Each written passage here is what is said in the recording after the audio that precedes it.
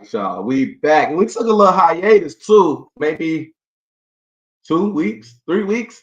But in the interim, some folks were getting their doctorate. I ain't gonna say who, but he's the professor of the whole you dig.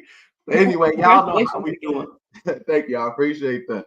And y'all know how we doing the whole 2024. This thing is about educating and entertainment, bringing y'all some information that you probably aren't privy to and that you need to know about because we're in a transforming world.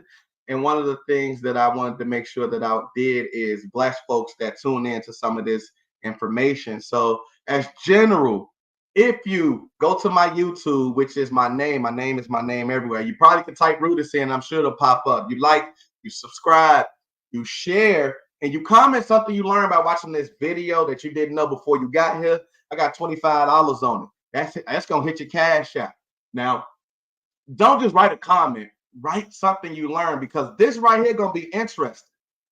We have a person that is dabbling in the AI, and if y'all know, like I know, technology is fastly surpassing the human experience, and this is something that we all need to be using because it's here and the people that use it most effectively will be the ones that have a leg up on the competition.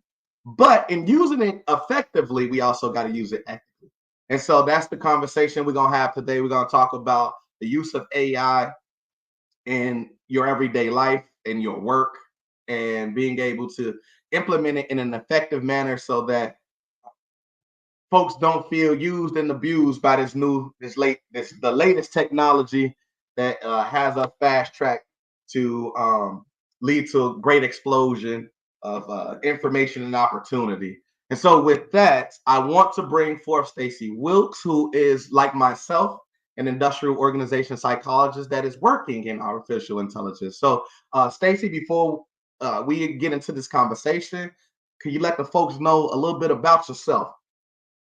Yes, sure. Thanks so much for having me. My name's Stacy Wilkes. Like he said, I'm an IO psychologist who is currently pivoting, and I'm getting into the world of AI because I've seen what's happened. I've seen what happened in the last couple of years, and my jaw has been on the ground constantly looking at what AI can do.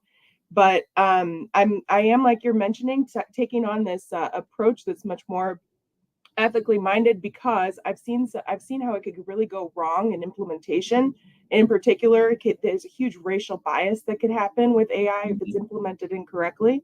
So I'm building up a business that's trying to help people of color to use AI in order to get ahead instead of getting left behind the way that it could happen if we weren't carefully monitoring this.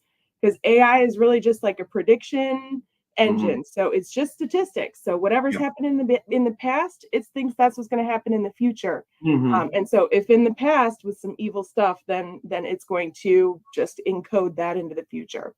So that's my Absolutely. focus. Mhm. Appreciate that. So I just did a interview, if you will, for someone working on their PhD and they're doing qualitative studies, and they were asking me a lot of questions about AI. And that was one of the things that they asked me about, do I believe AI can be ethical? And I said it can be, but it also is dependent on who programs it. Right now, AI seems to be a lot more left-leaning or liberal in the way that it approaches subjects, and that's not a good thing because that means that you can have revisionist history. As you like you said, the past is reflected in what AI is producing today. It's telling you based off what we know has happened in history, this is the potential of it or the likelihood of it to happen once again, and that's not always true. Right. So Yep, exactly. yeah. And I'm interested of this piece of wanting to make sure that people of color are the ones that, as they are utilizing it, that they can benefit from it and aren't they aren't misguided by it or abused or misused by it. So that's interesting. We definitely have to unpack a little bit of that. So I appreciate you coming in with that perspective first and foremost. But to that end, let's go ahead and just jump right into this conversation and see where we go. I am going to start with the very first question, which has to be, what drew you into the field of IO psychology, and how did you become interested in the ethical implementation of AI? So the true answer to this is really statistics. I took the statistics class that got me interested in IO psychology, where a lot of us stats nerds tend to congregate. And the I reason love stats. I'm a stats nerd, stats baby here. Yeah. no, you just Yeah. got your PhD in IO. You definitely are a stats nerd, 100%. But like so when I first took statistics, I took intro stats, and they couldn't keep an adjunct to save their lives. They had Mm. we had 6 different teachers in a summertime class for stats, and so I was Ooh. At one time, 6 different teachers. every different they couldn't keep an adjunct, Oh, so that's there it was just like this rotating door. So we had an economist come in, we had like a psychologist come in, we had just different people from different fields, and mm-hmm. none of them sounded like they were even talking about the same subject. And Mm-hmm. that just like fascinated me, as I'm like, what is this statistics thing that is so different depending on what field you're in? And that's what got me hooked originally. And honestly, I think that is what is transferred on into AI, Mm-hmm. because I really do think AI is just a big regression. It's just a big like what came before prediction engine. Mm-hmm. And so I think that like being able to just have a conversation with the statistics has just sucked me in, Mm-hmm. and I'm hooked. Yeah, I feel that. So, in terms of AI, have you been able? I'm sorry. In terms of IO, have you been able to apply AI in any type of unique ways in the way that we as IOs serve businesses? As it relates to recruitment, assessment, selection processes, development, anything like that. Has that come into your work yet? Yes. So if I were, so I like individual differences. I did a lot of personality psychology. And if I was working in my prior IO roles, this is what I would be doing with AI right now. Okay. Every time a client was coming to me saying, we need to learn about our culture of our employees, we need to learn about our employees, we're trying to select the right employees. If we were trying to distinguish them from each other, usually IO has, and psychology in general, has a few like really standard theories like the ocean, big Mm-hmm. five test personality traits, Mm-hmm. but individual corporations and businesses, they all want everything to be customized and like Mm-hmm. specific to them. Mm-hmm. So as plus with all the copyright problems with those kinds of assessments, like there's a Mm-hmm. huge opportunity for IO psychologists to be using AI to tweak those personality systems and assessment systems to generate questions. Like this kind of writing can be very tedious and difficult when you're like, okay, so but what is the difference between like social somebody who's very social or somebody who's really extroverted? When you're trying to write that down 25 different ways, your Mm-hmm. eyes will be crossed by the end of it. But AI Mm-hmm. is perfect for that. Yeah, So like there's an example of an application where I don't really see much downside other than copyright laws, which there's AI is always going to be coming up against copyright. for sure. But like I don't see that that's going to necessarily hurt anybody. Yeah. In another example though of like a really IO, and this is the one that I saw really firsthand, and I'll be careful about what I'm saying because of the NDAs, but I still want to get this message out. But I was working for this company that was trying to develop a selection process using AI. And what they ended up doing, so they had already developed the engine before I started, and what it was meant to do is to just read over applicants' job search materials and to Mm-hmm. cut like a percent, like 10%, of the Mm-hmm. applicants out. But what I did when I was looking at it, and I was looking, they were wanting me to just test it and run it. It was already built, and Mm-hmm. so when I got this project kind of handed to me, I was like, interesting, how does it work, what is it selecting based off of? And they're like, past job performance, just whatever performance had happened in this company in the past, they Mm-hmm. built an IO or an AI engine that would predict that performance. Okay. And so what ended up happening though is I was like, how can we tell whether or not this is a selection? We're talking about discrimination proper, we're Right. talking about adverse How do impact.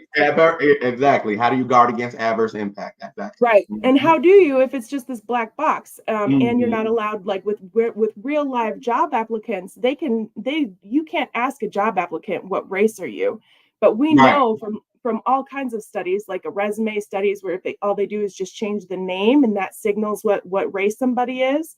And then you'll see that like black applicants are called back at a fraction of the rate of white applicants for that appear white based on their name. So it's like Mm-hmm. that kind of a thing. When I Hmm. went online to test this, I got an MTurk sample where I could ask people, what is your race? That you're just participating in a study. I found that black box AI that was working for that very large corporation was pretty much just a racial discrimination machine. Wow. They had found AI and it was live. Hundreds of thousands of applicants had already gone through this. Yeah. And essentially 10% that were weeded out, I found from my online studies, were just Black people. So Black Wow. people going on there, filling out their application, and then never even getting to proceed with their application. And it was a timely thing it was a time consuming thing that they had to do. And I was just horrified. And I walked away from AI for a good Wow. 5 years. I was like, this is no good. There's no getting around it.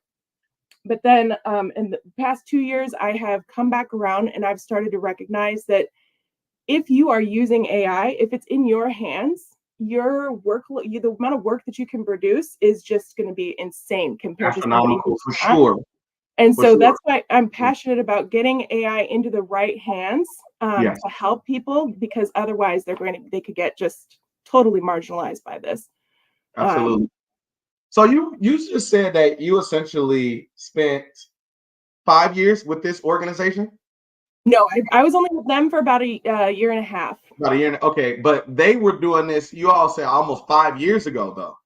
Yes, yeah, that Oh was wow, they. that's interesting. You Mhm. know, obviously the explosion of AI has just come about within the last year and a half or so. So it's just interesting to hear that organizations were already implementing and utilizing it, whereas we're just getting it and trying to unpack it and understand it, but they were already having it in place so that they could make these decisions that Exactly. ultimately were impacting folks in an adverse way, and they didn't even consider that, which is No, crazy.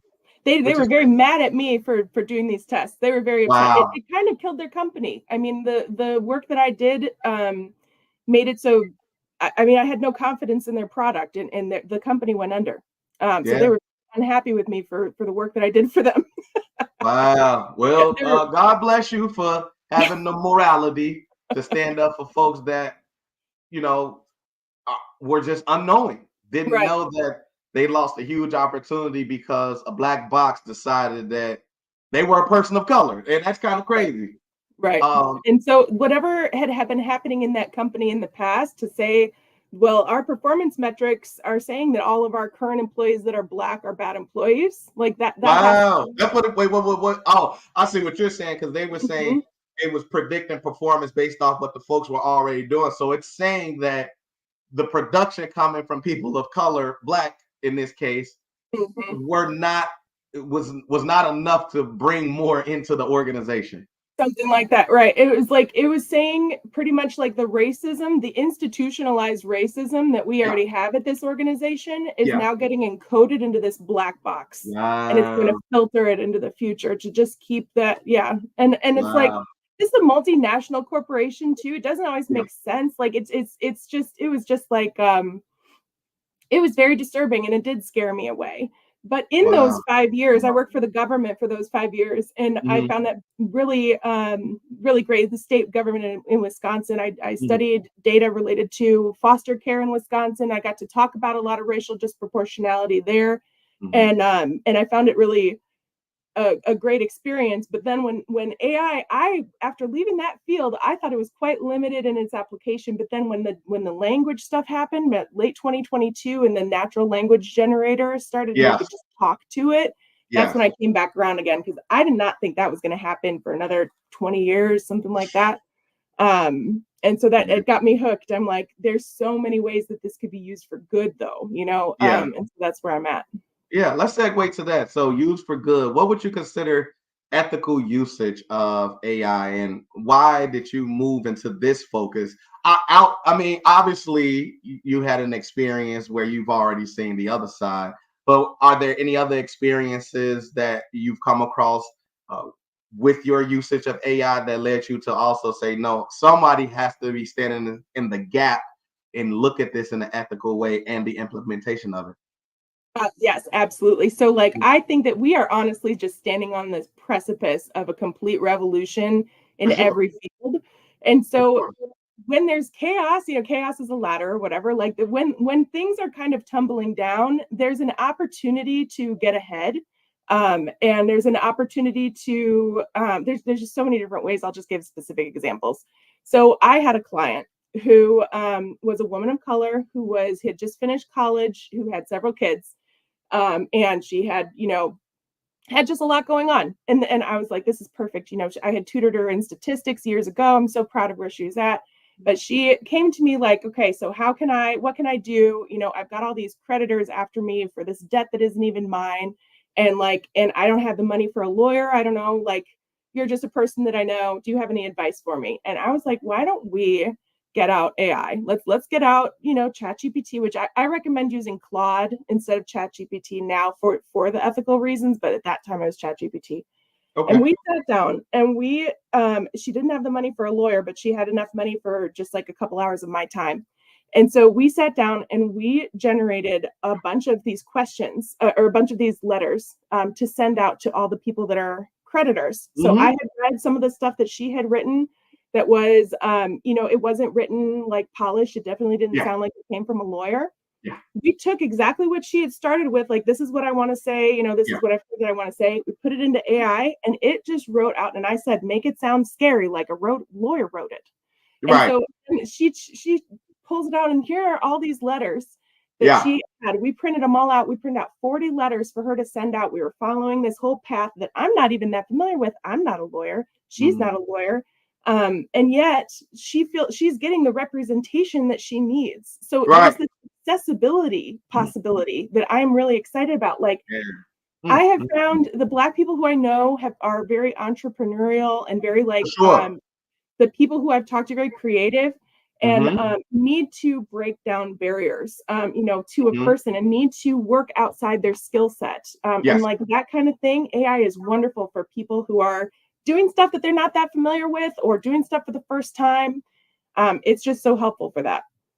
Man, listen, as I was completing this doctoral journey, and I still have to go through the manuscript. So technically I can't call myself Dr. Rudis, but everybody else can. To that point, though, as I was writing, you're done. You're defended. You're right, good. right. But as I was writing my dissertation, in the Chicago school where I'm at, essentially they have a AI detector. Now, I'm looking at it like, okay, well, we're here now, so I hope you guys aren't going to be too hard on folks that utilizes this technology, because I, for one, have used it. So what I did with my dissertation, now I wrote my whole dissertation. I wrote the whole thing, but I go in AI, I highlight each paragraph and I said, check for grammar and fix if necessary. And AI spit back what I consider to be more academically polished. I ain't even asked you to do all that. But this sounds way better than what I wrote. So, I'm like, I take it. So I'm very interested to see how, when I upload that document to the manuscript team process, it goes through and looks at AI. Because again, it's gonna detect it. It should. But for me, like, I got all my prompts. Like, listen, this is my writing. I have the version. I just put this prompt in and it spit this out, which sounds better to me. So I want to use it. So, but I hear you. Like, the possibilities are endless, and it definitely narrows the information gap in such a way. But the accessibility of it, we still, and I'm in Chicago, and so we have a digital divide.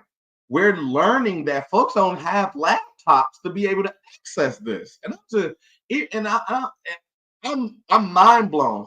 Firstly, that we don't have it, but no, that's neither here nor there. So there's some working opportunities that are taking place now for folks to be able to get laptops and to be able to access the internet for low cost and things like that. But yeah, as you said, we need to be involved in this because AI is fastly growing, and it is wonderful tool to be utilized in all spaces at this point, for sure. Yeah, well, for sure. And so I'm working with, I am consulting with a group at the UW-Madison that is creating an AI class called AI for Teachers, or Teaching with AI. That's what they're calling it. It's a series. Okay.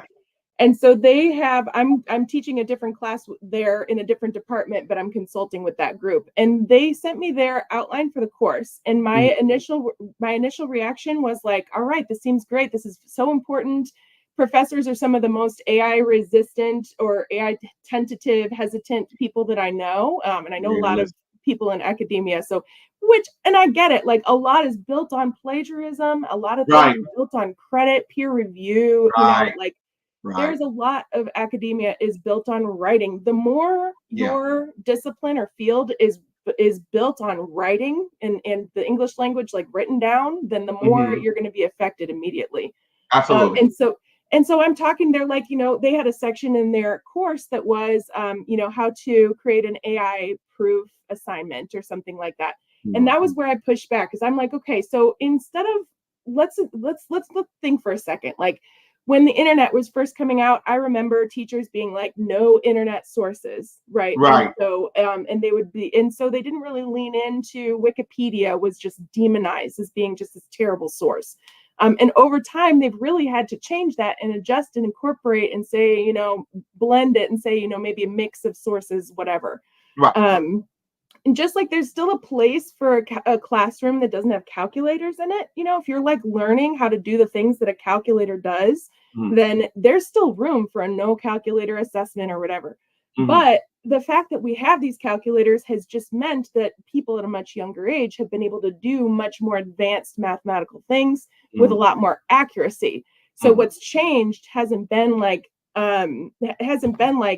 here, deterioration of math skills, period, the end. It has Mhm. What has ended up happening is like our math understanding has been allowed to be much more advanced, Mhm. from a much younger age, and expectations have gone up accordingly. So like I think that this is what's going to happen is like instead of professors saying like, no, you absolutely must write every single word and there can be no AI in this assignment, instead of them saying that, it'll be more like the main skill that we need to impart to you is that you can use AI effectively. So instead Mhm. of us teaching you how to write things, it's going to be teaching you how to write prompts Mhm. effectively.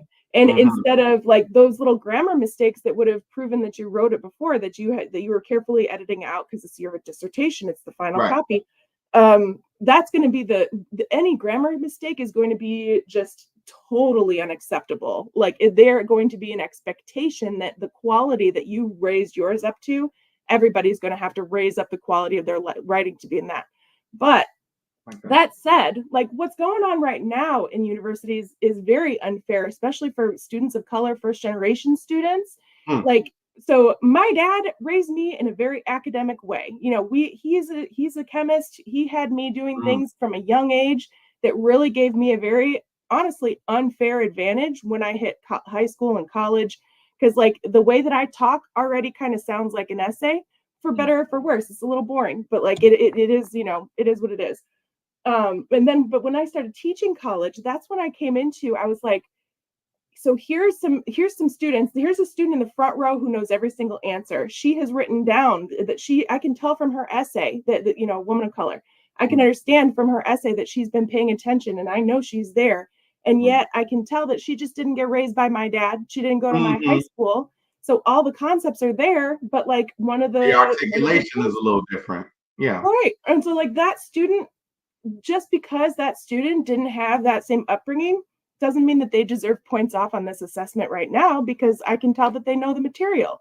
Oh, And that I like you as a teacher. I like that. I appreciate that. Yeah, yeah, yeah, right. yeah. Well, and it's important, but it can be hard though. To bridge that gap for me, being somebody without that kind of background, sometimes it would just be so helpful to have AI translate in between the two of us and say, you know what, you put this What is through this this, or person trying to say? Put right, it, right, you know, exactly. yeah, yeah. Am I missing something? Can you translate this in such a way that it can show me exactly what this person is trying to say? So Exactly.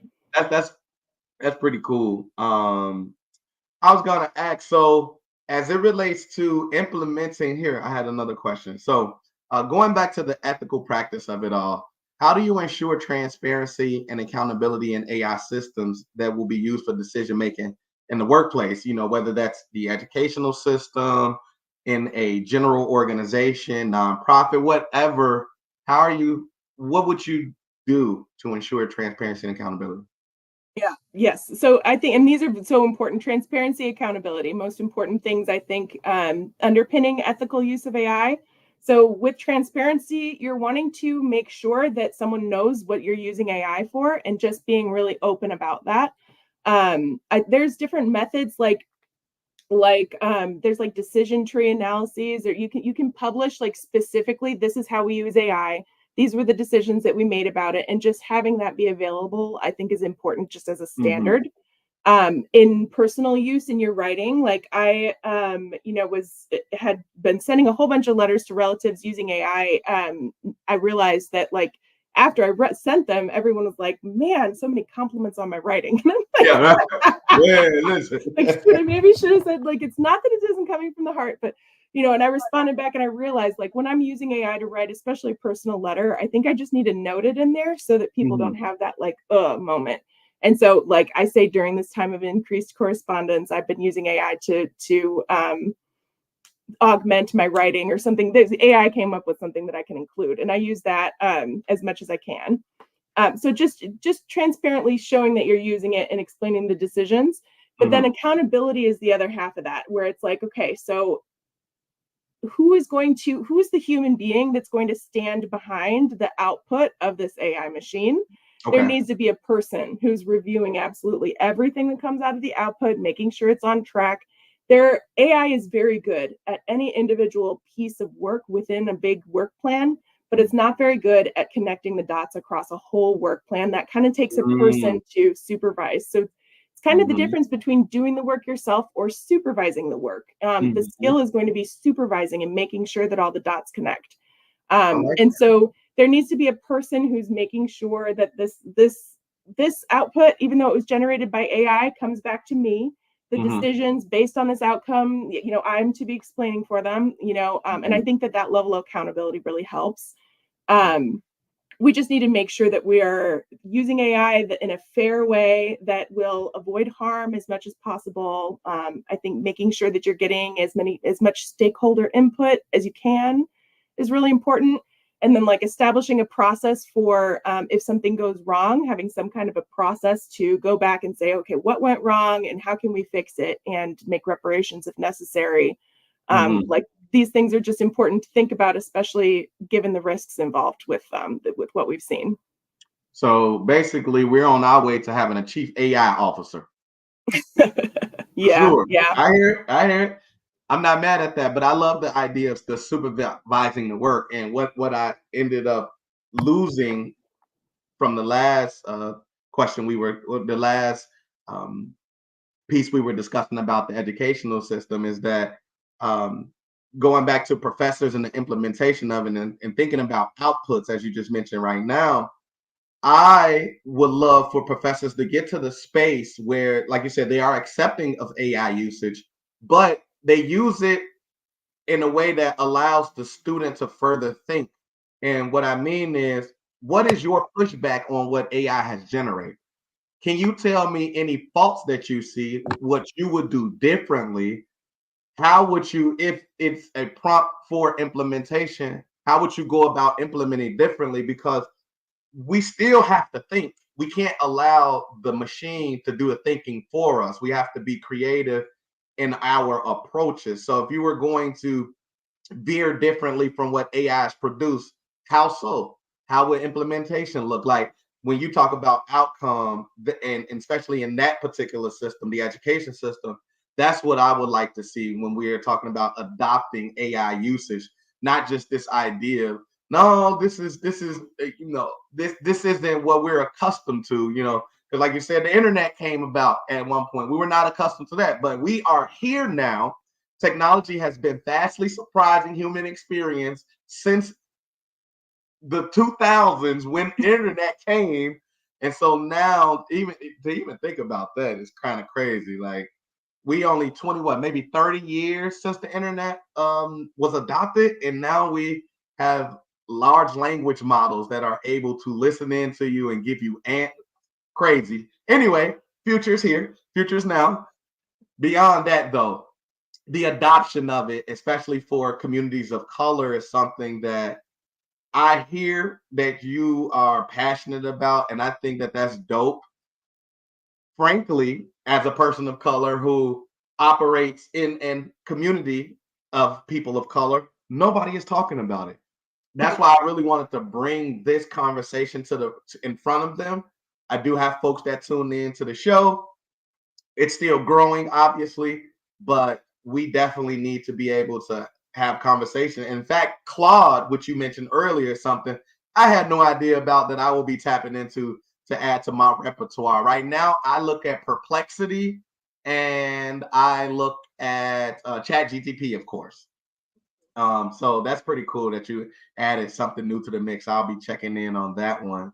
Yeah, Um, Claude, I like in particular. I'm using it professionally. If ever I have to recommend it for an organization mm, because it's done so much work on the racial disproportionality piece, that's why I like okay. Claude. Is because they are being very careful and very transparent, and they're like the one that the UN, who's very concerned with the ethical implementation of AI, the Yeah. UN likes Claude. So I've been going. Okay. So that's Okay. why. That's really interesting to me though that you're feeling like in your circles that people aren't discussing AI. Like No, especially students, ma'am. like especially Black students should really be on it. And like there's just especially because like I haven't, maybe it's just because of the ones who I used to tutor statistics and I had pretty much all Black women as Okay. my client base. It just happened that way because of word of Mm, mouth, I think. And it mm, was all nursing students in Chicago back when I lived by you, and okay. like and I was so inspired by these women, like really, like it's lasted me years because I saw like people who already have so much going on who are going Mm, back to school and like pushing themselves in that drive. mm, um and I've just noticed that, like, I don't know, and I'm remembering back to my Black students that I had when I worked at NIU. mm. I felt like pretty much if you were a person of color, you also had a job when you were going to school. Like, Oh I yeah. think Oh the yeah. load on Two people of of them color, sometimes. Oh yeah. right, right, That was and like, me. right. And so like I just feel like there's this opportunity to reduce the load, the unfair load that's already on people of color. And like Yeah. there's yeah, that's where I'm thinking. Although like I do think that you're right that and maybe that's just the whole that's part of the problem too though. It's like the people who already have all this power are using the AI, are already like developing whole, already have a chief AI officer, you know? The people who don't need to be super powered get superpowers from this revolution. Yeah. Yeah. I think so. It part of it, has to be the seeking out the knowledge, right? One of the things about the community that I operate in, again, I work with police, right? And so our biggest challenge is public safety. Folks are not online looking at AI because they have to worry about bullets flying through their window, potentially hitting their child. Just like we've just had in the last couple weeks, officer killed, a Black man pulled over for a traffic stop that was overkilled by Chicago police, and a child killed by a hail of bullets, about 40 bullets, an 8-year-old, 9-year-old child in different parts of the city. And this is just in the last month, and that is what people have to occupy themselves with in these particular communities. And so we don't have the opportunity to sit back and think about how our lives could be improved by this technology, because as I mentioned, the digital divide, we're not even there yet. We don't have laptops and internet so that we can even get to this point, you know. Right. But you got a person like myself who's tuned in, who, yeah, I'm in the fight for public safety, but I'm also in the fight for moving the community forward. And so I'm definitely trying to make sure that people understand about this and they utilize it in such a way that it improves their lives. Um, Absolutely. The what you're saying, there's a couple of applications that have come to mind.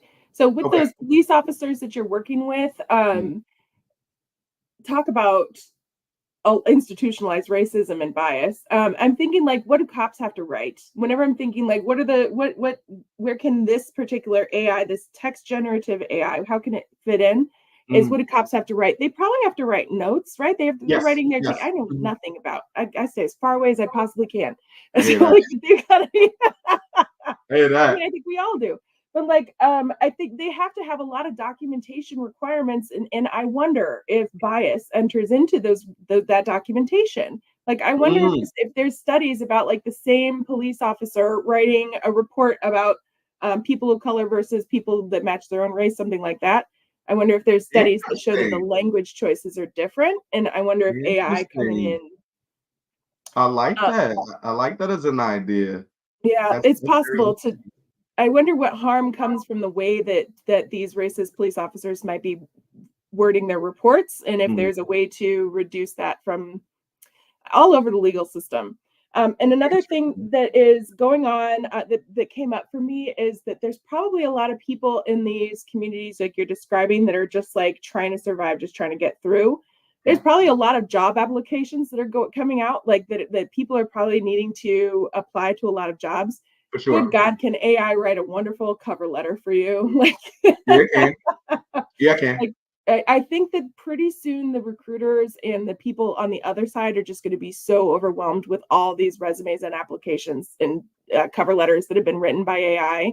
Yeah. But I think this is someplace where anybody could get in right now and really make a big difference. Like, here's my application. Write me a quick LinkedIn message that I can send the person who I know is going to be reviewing this application that highlights my skills or whatever. Or here's a lot of job applications will have like a question in it. Like, because I'm thinking about those tens of thousands of Black applicants that had to have just been rejected out of hand. Yeah. There Yeah. was questions that they had to answer as part of the application. They had to type in questions. So I'm thinking like give the power back into the hands of the people and just Mhm. here, you got some questions on those applications. We'll use AI to quick write in your response Yeah. rather than wasting your time on it because the corporation isn't wasting any time on you. I appreciate where your head is. That is amazing. How do you navigate the tension between maximizing the efficiency and ensuring fairness and equity when using AI in organizational settings, whatever those be, whether it's the police, as you just mentioned, which would be super dope. I don't know if they're considering that. Education, as we mentioned, organizations. How do you make sure that folks are being treated fairly and equitable while making sure that the efficiency is maximized because that's what AI is for? Yeah, I think that is going to be coming back to that transparency and accountability discussion Okay. that we were talking about. Yeah. I feel like that's there. Like, if you have a person who is responsible for the outcome, then we're no longer just rushing forward. It'll stop you in your tracks pretty quick. Hmm. But I do think that there is a tendency, like when you have, especially me, I'm a person who likes to get a lot of stuff done. Hmm. And so when and that feeling of accomplishment can feel really great until you realize that the work that you've done, you didn't really look at it very closely. You Hmm. submitted it without being careful. And then people start having weird questions that don't make sense. Like, that is going to be something that people are going to be bumbling up against in the same way that there's been people making mistakes on social media and with the internet in general early on, like not being very careful and just kind of having public blunders. I think that Yeah. there's going to be some similar version with AI that's like, oh, AI wrote that. It wasn't really me, you Hmm. know. And so we're going to have to reckon with the value of like the written word and like, do you stand by what you've said? I Hmm. think that's going to be where we I focus. I love that. I love that. Again, it's the output that you mentioned earlier. Right, Somebody has to make sure, even if you use these tools, that the tools are working properly. you right, know and exactly. you still it goes back to the tradesman, right? Like they say, you measure twice, cut once. Now on this end, you're probably going to cut first, well, measure, cut, then measure, but Right, still the adage still remains. It's a tool, and you have to be crafty with the tool in such a way that you are the expert. So I do like this idea, like I say, just the output and making sure that you carefully go back to what has been developed for you to ensure that this is what I was actually looking for. This is what I want to say, and I take ownership of this. So right. I love that. So, what challenges do you anticipate in promoting ethical AI adoption and compliance within organizations? Yeah. So I think that there's going to be quite a few challenges. Like, I think one thing is it's a different skill set that everybody's going to have to learn. Like, Hmm. it's less, I've never had direct reports. I'm not a manager, but I'm kind of bossy. And so I think that has helped me with using AI if you're somebody, if they're saying that like the manager skills, the skills that you need in order to be an effective leader are the same kinds of skills that you would need to be an effective AI user. And that's just a different skill set. So everybody's going to need to be trained a little bit. And there's going to be people who were very, very good at writing who really, really liked and flourished in the previous world might see some shifts and changes, and they're just going to have to adapt. And I do think the customers or the clients and organizations are going to be rushing ahead. And I do think people are going to be just trying to put something in, just trying to scrape by, and they're not going to be thinking through or asking everybody, developing those feedback mechanisms for if something's going wrong. So there needs to be some sort of a way to collect that. You need to be able to detect if things are going wrong. So forgetting to put some kind of a feedback structure in is really important too. So there needs to be protocols for continuous ethical review and client feedback. So I think that that's really important. But really, like, generally too, there's just this hesitance that I've noticed with people, and just I think that there's been a lot of sci-fi, there's a lot of competing narratives that show different ways that the world could go that are very scary. Like if the AI's job is to protect the planet, if you program it to only protect the planet, does that mean that it's going to get weapons and kill all the humans to make sure it's protecting the planet? Like that kind of a thing. Yeah. That people Terminator. Right, exactly. Yeah. People are really concerned about those stories, and it makes sense. It's not totally out of the question at this point to think about. So I think like putting in being just really thoughtful on the front end and slowing down when you're using AI is going to be really important. Yeah, absolutely. I think one of the things that folks would do well in is building that skill of prompt development, and then, like you said, the feedback loop necessary to make sure that ethics is reinforced within the model that you create. And on the back end, having folks that can look at the output and give feedback, whether they feel like this is something we can move forward with or it needs to be changed. And like, again, even as I mentioned with the education process, organizations would do well to push back on AI as well and say, I'm not really looking for this, or I feel like we could do this better. And then just go back and do another prompt and say, if you had, and even ask AI, if you had to redo this with this type of emphasis, what would it look like? And so there's a ton of opportunities there.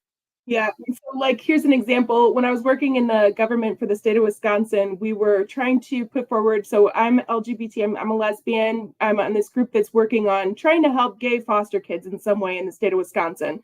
Because as you can imagine, they're, kicked out of their homes. They're at risk of homelessness. But at the same time, there's, Wisconsin is a purple state. And so everyone is terrified of catching media attention nationally.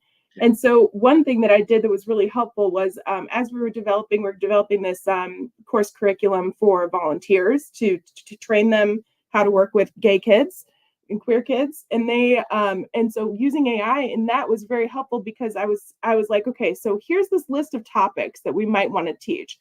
Could you go through each of them and tell me what might be the opposition to each of these? Could you rank these in order of what's the most widely accepted? And especially anything trans rights related, like that stuff is just so heavily political right now. Yes, it is. And so like it was kind of pointing out that those things were less. I'm trying to remember what I think drug treatment programs and homelessness prevention, though. It seems like that stuff hasn't become politicized in the same way as like trans medical rights and like pronouns, for example, which was something we really wanted to talk about. And so it was just really useful to get some of that feedback and say, like, these are those topics you're interested in that are more controversial. And here's some ways that you could, frame them that would be less likely to capture national attention, So this is a pretty specific example, but I'm sure that I'm not the only government employee who ever used AI for that kind of a purpose. Yeah. And so it's really important for government employees to walk that line very carefully, because we don't want the robots to be writing our laws and procedures and policies and things. But at the same time, like, I think that it can help you move your work forward, and it can really help disenfranchised groups to get ahead. First of all, that was an amazing example. I mean, just listening to the opportunities that exist to utilize this technology have my wheels spinning. I'm just like, yo, that's super dope. Like, that's amazing, amazing. I have two questions left for you, and the first question is: so, how do you? No. How do you stay informed about emerging trends and best practices in ethical AI implementation? All right. So my honest answer is I'm on social media. I see the tips and tricks, the best tips and tricks that I've got, I'm getting from TikTok. I just am. I write them down. I got a list of prompts. It's just helpful. There's so much creativity involved that I think like a crowdsource is a legitimate place Absolutely. to get information on these trends. Like for a while, I remember early on there was like a whole Reddits that were designed to how to get around the content filters of AI, which is really useful if you're just trying to understand how those content filters work. And there's just so many things there where like if you really add a human touch, like if you say to the AI, take your time, ask a couple of experts, look over your work, take a deep breath, and then give me your answer, it'll give you better results. Like that kind of thing is just this weird wonky stuff that you Yeah, really right. don't get from that. Crazy. That's crazy to consider. Right. Okay, And then take a like deep breath, think about it, and then give me a it'll do better. The math, it's more like math is one thing that AI just cannot do math, which is hilarious because statistics is just very different from regular math. So it makes sense to me. It like you just don't ask it to do what a calculator does. But but you can have it do all these other things. Another piece of that, though, another place where I get the information, though, is I use AI to help me to do research on Google Scholar. So, like, I'll be on Google Scholar looking up like papers since 2023 or something. I'll highlight the whole screen, paste that into AI, and into ChatGPT, and I'll be like, which of these papers should I read? Given what I'm interested in. And so that's Wow. really helpful to help me select it. Wow. And then I'll use it to make like my own annotated bibliography by going through and Mhm. being like, so here's a little Mhm. summary from each of these papers. So I've been using it to do the research on itself as much as I can at the same Mhm. time. So I Wow. think that I probably should be reading like tech magazines or something, but those were my actual true sources are TikTok and Google Scholar. I'm not mad at it. Those seem to be some of the right places. At some point, I'll have to come back and circle the wagon and ask you what at on TikTok that is. But this was some good information. And then the last question I'll ask you in wrapping: what advice would you give to organizations that are looking to integrate AI into their IO psychology practices while prioritizing both ethics and fairness? Sure. Yeah, so I think that the work that I've done in IO specifically has been so much in assessment, individual assessments.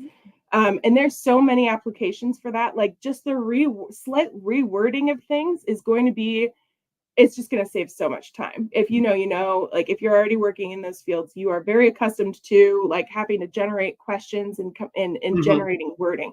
So Mhm. like for IOs, I really think that that's useful. So what I would say would be to try to keep yourself grounded in the original research. Mhm. Keep yourself a key that shows like what's the original concept that I'm describing using AI, and then the translation. It's Mhm. on the data side of things, just keeping a key that ties it back to the original research is just going to be so helpful. I don't know how to reach the specific people who need that advice, but you really need it. You need to know that openness, that you're calling openness something else, but you're going to need to tie it back to openness. Right. Um, so that's just kind of a weird specific thing, but also like make sure that you do get that feedback mechanisms in there. Test for racial bias even when you don't expect it, because the Mhm. racial bias is it's gotten a lot better since the last time I was working with it. But so here's an example. When I was working in the government, I needed to describe racial disproportionality regularly to Mhm. non-mathematicians, Mhm. and in order to understand that, like this is just a wonderful application for AI, because I'm like, how can I explain this for a different audience? Is a wonderful way to use AI to just like make information a lot more accessible and to get your word out. However, when you have it do that, when it has to do with racial disparity or something race related, because AI has, everyone knows that AI has these problems with racial bias. So now a lot of the engines are like, whoa, I'm not going to talk about that. And that's another Right. problem. That's a problem that we've had in the past. Like even us on the left have had this problem in the past of like, if we just ignore a problem, then maybe it doesn't exist. Right. And so what I was finding is like, in order to just get it to write me my code that I needed to run my analysis, I had to change the word white to purple, the word black to green, something like that, and then Control F at the end just to get it to write me my code. Like that kind of thing, or else it just would refuse to do the assignment. So there's there's extra effort involved in order to get it to work, but then you can't get it to phrase something delicately when it doesn't know that it's talking about race. So just being really, really careful around race is the other thing, and testing for it even when you don't think you need to. Yeah, absolutely. So you've given a lot, dropped a lot of gems, some jewels. Hopefully folks pick this up and run with it, and we continue to do some work in trying to build the community that I serve, because it seems like you're very much so interested in making sure that minorities are empowered by this type of technology, and they, for lack of a better word, understand it as well. But the understanding comes in just understanding its usage and being able to implement it to make life better. That said, though, I definitely appreciate your time. One of the things that I like to do in closing is give folks the big screen so they can promote themselves, their work, say whatever else they need to say in closing, tell people where to find you, all that good stuff. Before I do that, though, for folks watching, as I always mention, and I like to make sure that people are educated and entertained, and they get a little something for watching. So if you're on that YouTube, or if you'd like to go to YouTube, search my name. My name is my name. It won't change. Subscribe, like, share the work, and comment something that you learned that by watching this video that you didn't know before. And I got $25 for you. I hit the Cash App. I hit the Zelle. But you got to do that, though. And there's a lot that we dropped that you did not know, because there's a lot that I did not know. So please do that. I'll send you $25, and I know that you actually learned something by watching this video, which makes me happy. So to that, I will go ahead and give you the big screen. You take us out with whatever you like to take us out with, making sure that you let people know where they can find you, your work, and whatever else you'd like to share. So I'm gonna exit now, and you do your thing. All right, thank you so much. Yeah, my name is Stacy Wilkes. You can find my organization, which is Goddess AI, at empowerherai.com. That's empowerherai.com. Check me out there. There's also going to be a free webinar at the UW-Madison on August 14th. Once I get that link, I'll give it to DeAndre to put in along with the channel, but you'll see that link there. And in that, you're going to learn, it's a totally free webinar given by the UW-Madison. It's going to be me talking about some of the most important, useful things that you could use right now. So yeah, check it out. All right, cool. We appreciate that. And again, thank you again for just stopping by and giving this information this morning. It was definitely dope for me. I hope folks tuned in. And if they didn't tune in now, they tune in later. They not only learn something they didn't know, but also get this $25. Otherwise, I'm keeping it in my pocket. So please do y'all work. Just sit down and take a listen to this 55-minute video, because it's full of resources, ideas, and innovations that are necessary for today, because today we are operating in a world where technology is first, and we need to work with it. So that stated, I always like to end like this: class is dismissed.